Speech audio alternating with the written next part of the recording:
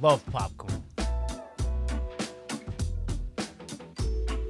I don't even care. It's 3 days old. All right, so basically, I'm just going to show you the steps that I took to change and edit this photo into this photo.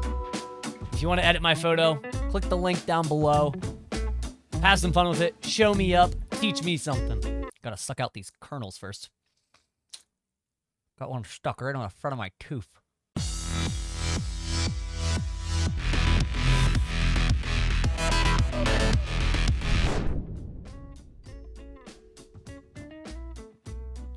Alrighty, so what we're gonna do is open up Photoshop, and as you see, I already have my previous file open. I'm going to go to File, Open, and open your photo, whatever one you want to edit. And there he is, Stickman standing on the top. Woohoo! You're going to be my subject later. All right, and obviously is his little friend right here. So, if you're shooting in Camera Raw and you open up a raw photo in Photoshop, it's going to open up in Camera Raw Filter. To be honest, it's a great tool. Yeah, you should use it. However, if you shot in JPG or JPEG or, not RAW, which you shouldn't really ever do, and I was an idiot and I did that. Whoops. However, I don't recommend using it then because I would just use adjustment layers because you can do all of these things in adjustment layers. Except for something like this. If you have something that's in here that you can't use, like dehaze, then yeah, you could use that as well. Dehaze is actually pretty cool. I'm going to bring up the dehaze a bit just to bring in some of those lost details. That's okay. I'll just do a tiny bit because the more you do it, the more grain or the more noise that you'll probably get. Exposure. I'm going to bring it down. Obviously, this is overexposed. Bring up the contrast a tiny bit. All right. And the highlights, clearly they need to come down. And the shadows need to go up to bring in some more of those details. And then the whites need to go back down as well because it was way blown out. And the blacks, let's bring it down just to get more of those. I'm going to save vibrance and saturation for later because I'll do that in an adjustment layer. You do have to mess with it. A great thing to look at is the histogram. So over here, I have a lot of brights, a lot of whites being blown out. That is definitely the sky that's being blown out right now. A little signal there. It tells us shadow clipping warning. Yeah, we don't want any clipping on either end. So there we go. Everything is within the range. That is a great thing to look at. So actually, that's not a bad idea to do that in Camera Raw filter, even if you are editing a JPG or JPEG photo. However, everything else I really am going to just do with adjustment layers. So here we go. Click OK. And it opens up in Photoshop. There we go. Now, more adjustments. I'm going to start by making a duplicate layer of my background. You should always do that, or the duplicate layer of your photo. Always do that, always do that, always do that. Let's start with a layer, adjustment layer. I like to go to Selective Color so that we can adjust each color separately from each other and not like an overall image. Like when you edit a photo on your phone, sometimes when you do like the hue or the saturation, it does it to every single part of your photo. Here, we can select the exact color and adjust that specific color. All right, so click it and click OK. Done. Now, what we have here, we have all the different colors. I'm going to do the red one first. Reds. I like the reds in this photo. It's the Valley of Fire. We need to have the reds popping through. So let's bring the cyan down. We want to bring out the reds and oranges and earthy tones. Bring it down. All right, I don't want to go like too far because it will look like it actually is on fire. All right, that's pretty good right there. Magentas, we don't want magenta. Here we go, get some yellows in there, nice. Get some earthy tones back in there. The yellows, we wanna bring it in. That's looking pretty cool, I'm liking that a lot. Now let's go to the yellows. Yellows, again, cyan. In the yellows, we don't really want as much. You can see the differences it makes if you really drastically like push your mouse all the way to the left or all the way to the right. If you're like, you're doing it like little by little, it's kind of difficult to see it if you don't do that. Mess with it, try to get the feel that you're going for. It might take some, guess and check, but I already know what I'm kind of going for. I want the earthy tones to be like more red. We go to the blues, that's going to adjust the sky. So what I'm going to do is bring down the cyan and see what happens. Nothing. Bring it up. You can see that the sky is now going from like a purpley magenta color. It's like a bluish. That's nice. And then magentas, bring it down because I don't want to have all that purple and pink in the sky, unless that's what you're going for. If you want that, you totally can. So I'm going to bring it down. And then let's go to the magentas. Now all the magentas, cyan, There we go. Check it out. There's almost no pink in the sky now. That's looking pretty cool. So much more depth and contrast. I really like that separation.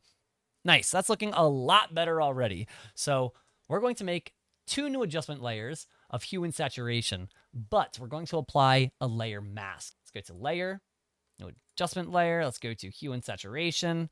Click OK. I'm going to change the saturation of everything.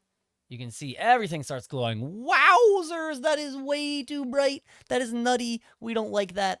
But I do like that sky. Look at that sky getting so vibrant. That's pretty nuts. I'm going to click on that white box right there. It's called the layer mask. And now I'm going to get my brush. I want to do it on this over here, on like the land. So you can see it's a very hard edge. That's fine for now. And now, since I just did that, I'm going to make my brush smaller. And now I'm going to swap what I was doing. So I was taking away, now I'm going to add it back in. And I'm going to switch from black to white on my swatches. So you can see that switch colors right there. You can see the black and white switching. To do that, you can hit X on the keyboard very quickly. I'm going to zoom in. And look at that. You can see the hard edges here, but I'm going to paint it back in. And I'm going to change the hardness back down to a soft nib. And the reason for that is so that it blends a bit better and it kind of fades into each other. See, look at that. That's so much better. So you don't have to worry as much. Now I'm going to do a really, really, really rough edit right now. I already did this, so I'm not going to take my time like I did on the other one. So let's do layer, new adjustment layer, hue and saturation once again. Okay, select the previous mask that we were using. I'm going to right click on it and click add mask to selection. Now you'll see the marching ants going around. If I zoom in, you'll see the marching ants all along the edges. Go to your mask of the other one. And we are going to paint it in there. But we don't really need to be careful with it. We can just get a massive brush. Look at this. Look how big this brush is getting. Now we have a mask just for our land. But we didn't change anything yet. We got to change it. Woo-wee! Look at that orange. Ooh, I'm liking it. I'm liking it. Nice. All right. And then if I take away the eyeball, you can see it's just the adjustment on the land. Now we're going to have some fun. What we got to do is make this guy the subject of our photo. And then we're also going to have to remove his little buddy here so that he's not distracting and, you know, whatever. Go to my clone tool, clone stamp, get my brush size. That's a good enough brush size, I think. It's not too bad. Make sure the hardness is, you know, quite soft because it will be pretty easy to see if you clone something and then you don't have a soft edge. So I'm going to hold in the Alt key and now it turns into like a little target. This part right here, right next to the guy. So I'm going to take this part right next to him. It'll probably be the closest match. I'm going to line up these lines. So when I click, it will line up and draw or basically clone whatever I just clicked. And now you can see both the crosshair and my new brush painting. And it's basically copying what's next to it. And that's pretty good. Now I'm going to keep doing that from areas around this piece of rock. I'm not going to take something from all the way over here because that will look way out of place. Like, look, you can totally see that that does not work. So hold an Alt, click another spot that's close by, and kind of copy it over there. The same exact piece of rock. That's not too bad. That's actually kind of good. I like that. That looks pretty good. Nice. I might do a little bit more right here. So another thing you can do is you can use the patch tool. So the patch tool is very similar. You can kind of basically select an area that you want to edit like this. That looks kind of too messy for me, or like a wrinkly skin. So I'm going to take that and drag it up to here, and it will kind of mimic the same kind of pattern. And that looks actually a lot better because it has the same exact kind of pattern as over here. It's not duplicated. It just kind of took like the texture and, you know, patched it in. We patched it in. Let's create another duplicate layer. Yep, that's okay. We have another layer here now. It's the same thing. I'm going to add more light behind this guy. Now, you're going to think, what? Add more light behind him? Well, we're going to make a light basically on top of him and then mask out the body. So let's go to Filter, Render, and then we want to put Lighting Effects. So now we get a lighting effect coming in. Give it a minute to load, and here we go. That looks pretty bright. Now, I'm not going to do that much because that's way too over you know, blown out. But it's all right. Now we want to make it bigger. And I don't want it to be like right on him like that, the bottom. I want it to be like an oval. I want it to be kind of like the top of the light is like peeking over him a bit. Make it a little less wide. It's kind of a quick way to do it. So I'm just looking at the light behind him because I'm going to mask out all of this anyway. So the light behind him, it's pretty bright.